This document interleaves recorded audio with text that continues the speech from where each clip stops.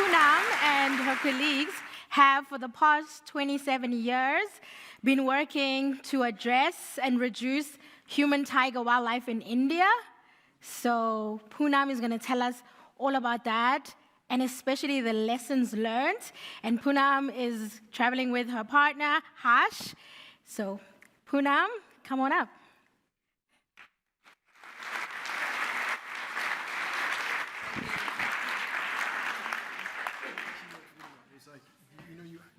It's lovely to be here in person because the last Expo I was doing a virtual thing, and it's so different. Yeah. So I was 6 years old when I saw my first tiger. And that was like way back, so many years. And I saw my first tiger in the forests of central India with my father. And it was the jungles, which are the Mowgli's jungles from the Jungle Book, Rudyard Kipling's Jungle Book. And that was when I decided that this is the forest that I love. And when I grow up, I'm going to protect these lovely, cuddly cats. Well, they're not so cuddly. But the forest was beautiful then, and it's beautiful now. And I went on to become an interior designer. And then I remembered my childhood days, and I said, oh, I need to do something, and I want to follow my passion again. So with my husband, we started a foundation, which is now almost 25 years ago, and started work to protect these forests of central India. We work in 4 or 5 tiger reserves there. And tigers are absolutely magnificent. Every time I still see a tiger, my heart is thumping. And they're beautiful creatures. So we did 15, 20 years of conservation, did everything we could to protect these animals, the tigers helping here as well. And as you see, India is a landscape where there are a lot of people. Every 3 kilometers, we have a village. And every village, there are more than 100, 120 families. So our tiger reserves, our parks are very small, and they're surrounded by a sea of humanity. So this tiger reserve, the story that I'm telling you about, is called Tadoba. And almost 15 years of conservation and protection done with the forest department, with the state, we managed to bring it to a level where everything was hunky-dory, finally. And we thought, we've arrived. Every tigress was having 4 cubs. You can see the little one there as well, the 4th one. And we thought, now they're going to live happily ever after. So this was where I was meant to retire. But I think tigers had a different plan. They decided to disperse out from the park and move outside looking for home. And very soon, we saw the other side of conservation, which probably has not been experienced by most landscapes. So suddenly we saw that tigers were moving outside the unfenced forest areas to reserve forests, where you see it's basically a human-dominated landscape, where you have lots of people. And these people did not know that tigers are living close to them. So the last 10, 15 years of our work now, we've been challenged with this, with having tigers now coexisting with people in these fringe forests. And we came across episodes where we had to rescue orphan cubs. We had to find injured animals and take them for help. And then we also realized one more thing, that where tigers are now, which was outside the park, the forest guards were not equipped with monitoring or handling animals because they were never trained for this. Because conservation and protectors never thought that we would reach a situation where we would have tigers, so many tigers, that they would go beyond the protected areas. So that's when we started. We left our main work of anti-poaching and patrols and went back to training the staff.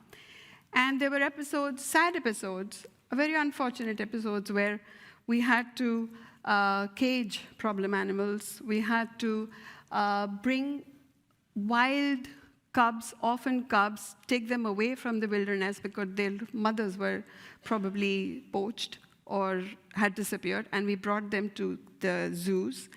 And there were leopards that had to be caged. But these episodes happened way back in 2007, 2008. And that was also a time when there was a spate of conflict. So there were attacks happening on people. And it was crazy because nobody really knew what was happening. This was new for everybody.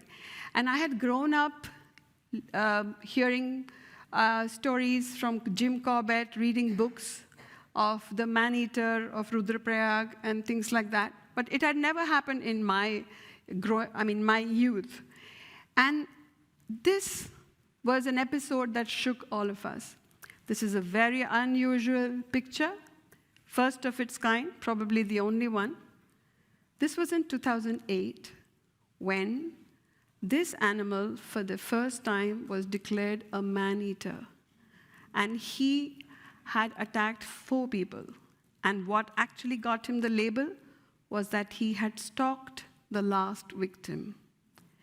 So we were called in, me and Harsh, my husband, who I work with, we were called in, and they said, help us figure this out. And how do we locate this animal? We have to get him out.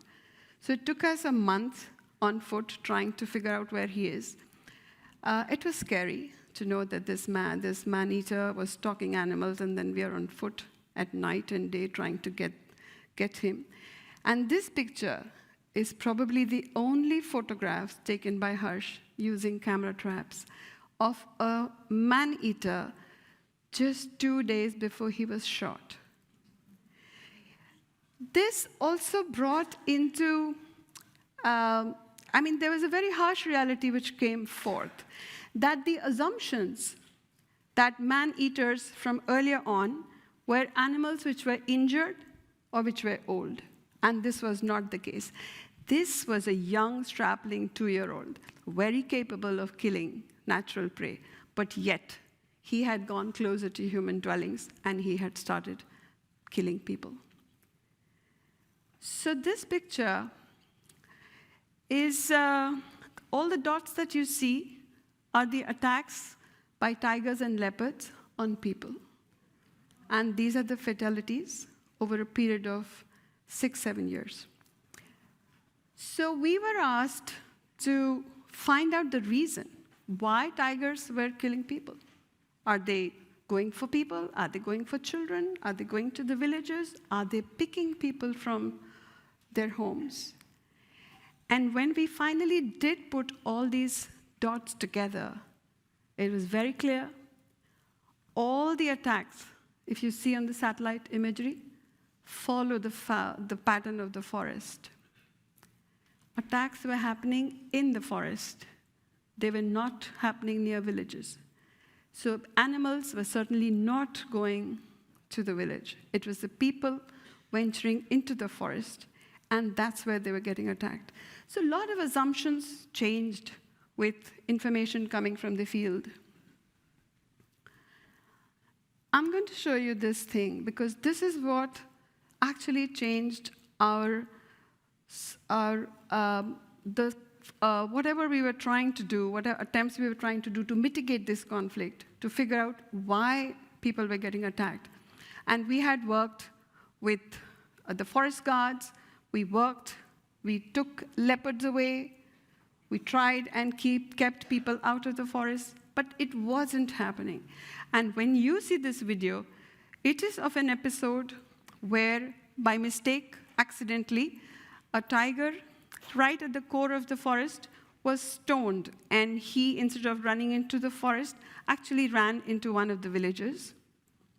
And he sat there in the village, surrounded by thousands of people, for 11 hours.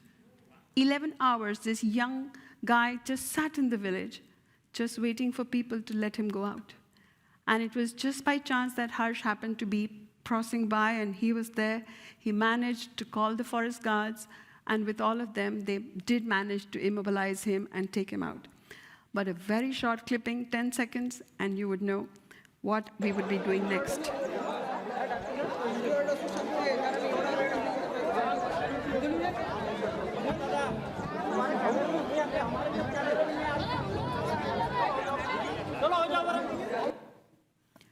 Very short.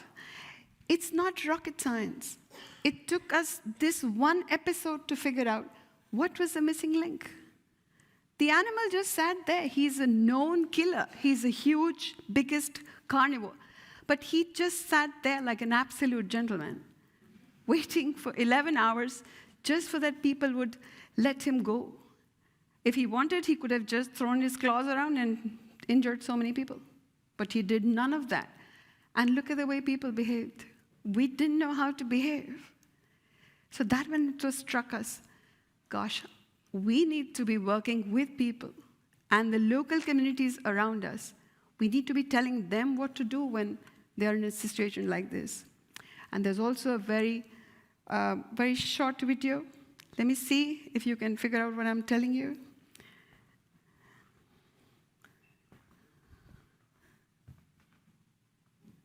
Can you see anything there? No?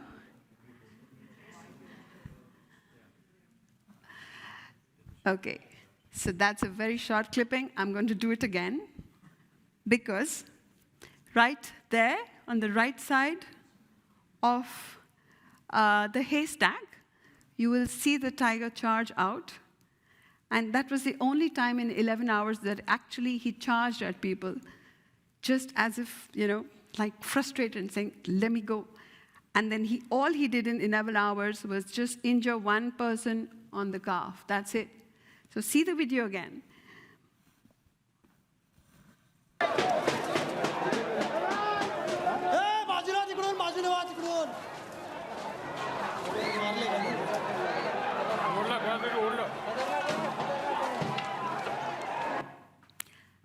So he charged out.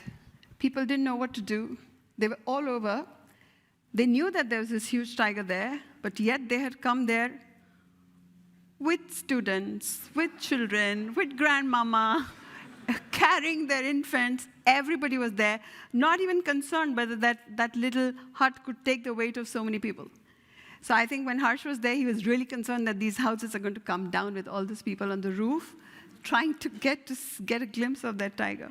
And this guy, my lovely tiger, just sat there waiting. So it was this community that we had to work with. And then finally, we forgot all about training programs, training staff, no more captures. And we said, let's just work with the communities. Because though we understand and we believe, and it's an assumption, that people who live by the forest probably know what it is to live by the forest, which is wrong. They are clueless. They don't know anything about animal behavior. They don't know what to do when there's a wild boar next to them or a sloth bear, because nobody's ever bothered to tell them. So we started our work since 2011. We've been working with these communities. There are lots of villages surrounding each of our forests. And I happened to get very close to this charming lady. She became a good friend. Her name is Pratibha. And she does everything that any of us would be doing at home. So she tends to her family members. She will tend to her livestock. She will look after her children, ensure that her cattle come back home safe. She will walk to office. She will walk to wherever she's going. But she's living by the forest.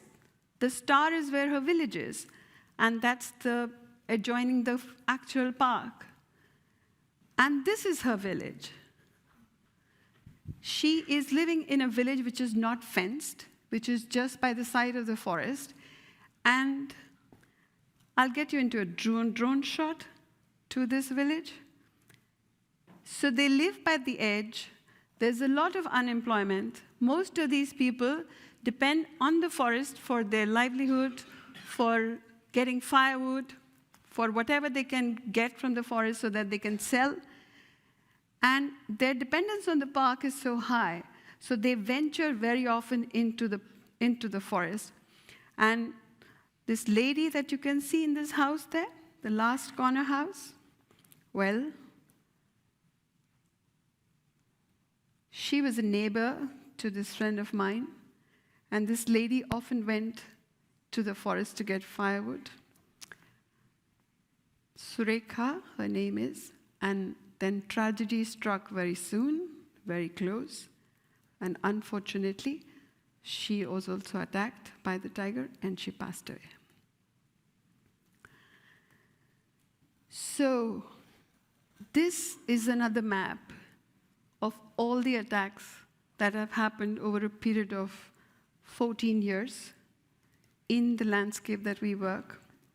All the fatalities and the injuries to people by tigers and leopards. And again, it follows a pattern. They're all within forest areas. 95% of the victims are women. 95% of the attacks that take place in the forest are women, because women are the largest working force. They are the ones who do the maximum work, and they go into the forest. So using this information, we said, let's talk to the policymakers, let's talk to the decision makers and give them this information, that we need to help these people. There are 4 or 5 main reasons why conflict was happening. And we said, if people cannot address this for themselves, let us get the state to address this. So between me and Harsh, we created a policy, proposed it to the government, and told them the problem, gave them the solution, and we said, let's address firewood collection. Can we not subsidize cooking gas and give it to them? And I'm happy to tell you that our state government has approved this, and we are in the 6th year. And today, 46,000 households across 330 villages have got free cooking gas. So now my friend, instead of collecting firewood, she cooks on her gas. And she also gets subsidized refill cylinders. So the time is saved. She doesn't need to go into the forest. She doesn't need to breathe in the smoke. We also gave them toilets, because people were still using the open for open defecation. And when ladies had to go into the bush, they would go either in the dark, in the morning or evening, and again they would get killed. Then we started doing programs, very intensive programs, showing them movies, showing them reasons, explaining to them that you are the largest stakeholder. You are the biggest losers, but you're the largest and the most important stakeholders in coexistence. And you need to protect yourself, and it is very doable. And this is what you need to do. This is the code of conduct that you can follow to secure yourself. So we also have a very important program here, which is called Creating First Responders within every community. So there are 5 to 7 people that we pick from every village, and they are trained in understanding conflict and the reasons for conflict and how they as a community can secure themselves. So with a very small bursary and the equipment that we give them, they work within the community and create alerts. They patrol. They're the first line of defense in any conflict situation. We work with children, and we have also ensured that tourism has, optimized in such a way that the local people benefit from these as a financial, they get financial benefits, which is sustainable and through the year. So now, you rarely see this, and we've empowered the women. We've ensured that we've given them the boots and the capacity to take on better jobs. They work as guides, they work as drivers, they work in hospitality. So there's more coexistence. They have taken ownership of these animals. This is a picture taken outside by Harsh. And I would like to call him on stage. It's unusual for me to be talking by myself.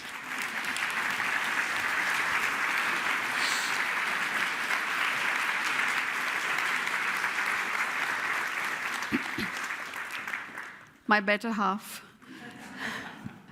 Yeah. So we've always worked together, and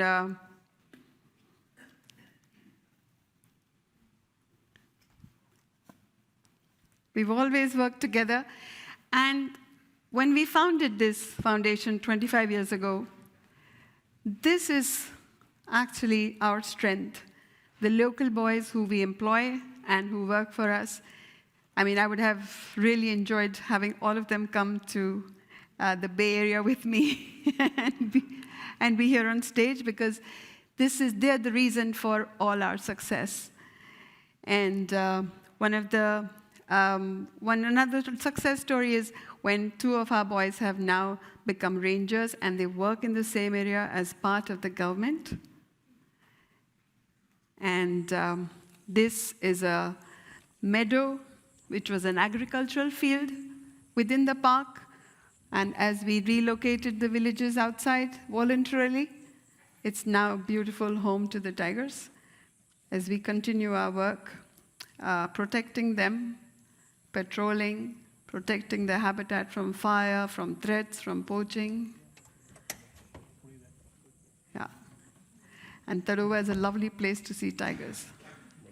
You must all visit and see our tigers.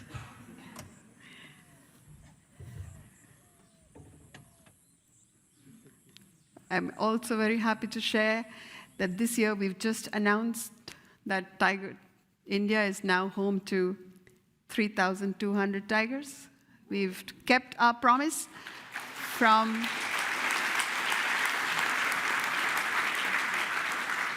our promise in Vladivostok of doubling the tiger numbers. We've done more than that. When we started work in Tadoba in 2001, we had 17 tigers.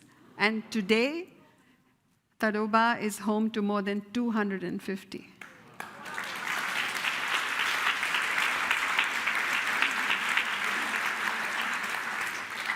Thank you so much for for all the help, all the partnerships that you form with conservationists. None of this would have been possible for any of us, for my entire network of conservationists, had it not been for partnerships with you. Thank you.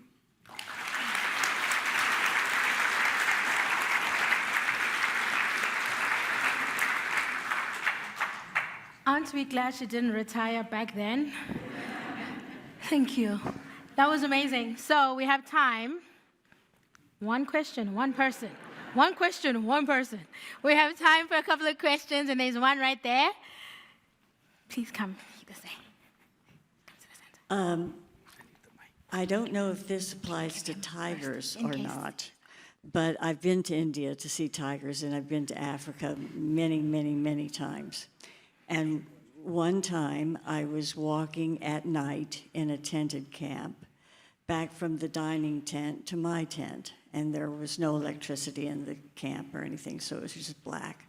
And I heard this scratching, and I looked over, and about where the fourth person in this aisle was a lion, and he was scratching. So I looked at him, and he looked at me, and then I just kept walking, and he went back to scratching.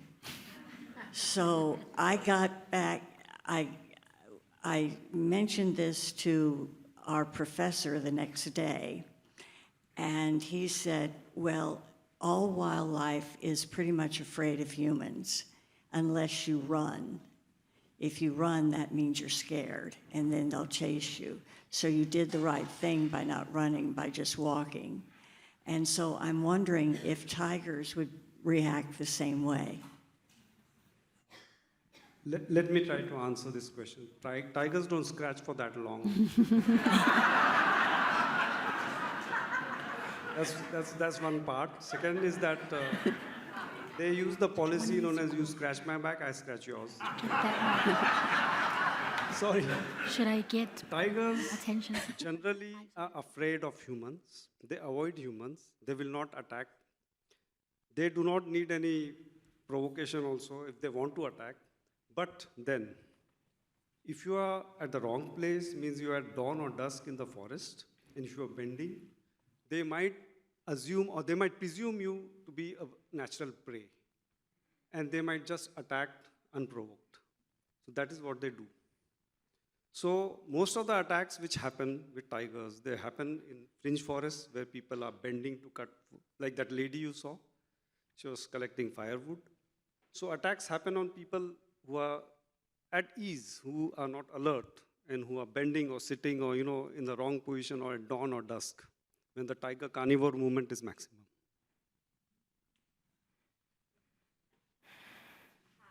My question is, in these villages, you probably have children and they're getting educated. How are you guys helping them learn about conservation so that they can carry on your work, so that it can continue to grow into the future? Pauline. You mean whether we are institutionalizing the work? No. Or creating new conservationists or leaders? Educating? Yeah, so we have programs, and what we're trying to do is build it within the community. So even when there's an exit plan, so even when we're not there in that landscape, that it continues. And we are creating local leaders. And what we do is not really to train them for that moment, but to make sure that it's whatever we're telling them becomes a way of life for them, because that's what it has to be. Last question. Michael.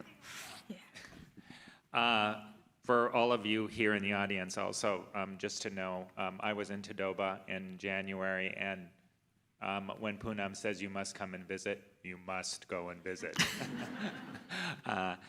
My question is related to cattle and cattle kills. So I know that there's a very high percentage of kills, tiger kills in Tadoba, especially in the buffer area, that are cattle. I'm not sure what that percentage is, but it's quite high, is my understanding. My question is, how successful is the compensation program that the government provides, as far as how quickly are people compensated for lost livestock? And what's the general atmosphere? I mean, obviously people are benefiting from conservation, so that's good. But when cattle are being killed so frequently, sort of what's the atmosphere like in the villages with that, kind of regular loss? I'll try to answer this question. Well, there are parameters of cattle kill. Inside the core, there are absolutely no kills. But in the buffer zone and in the outside landscape, mostly the tigers are predating on cattle. So the government has come with a wonderful scheme actually to compensate immediately. Whatever cattle is killed, you see, if the cattle goes inside the reserve, then very less compensation or no compensation is given because it goes in the core where they are not supposed to be. So that's sort of a restriction for the cattle herders to not to take the cattle inside the core. So basically, if there's no compensation paid, they will not allow the cattle to go in by themselves. Secondly, in the buffer, all the cattle are now tagged. So basically, the government knows the number of cattle which are roaming in the buffer. So if a cattle kill happens, immediately the tagged cattle, they know by the tag what year, what age. So some part is given immediately, and then other by the assessment or the assessing officer is released afterwards.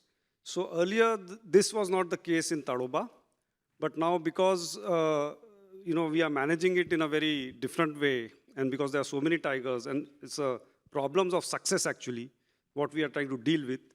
So this cattle kill compensation program is also a very good success. And also let me let you know that even the human death compensation is the highest in almost the whole of India. So, and it is paid immediately.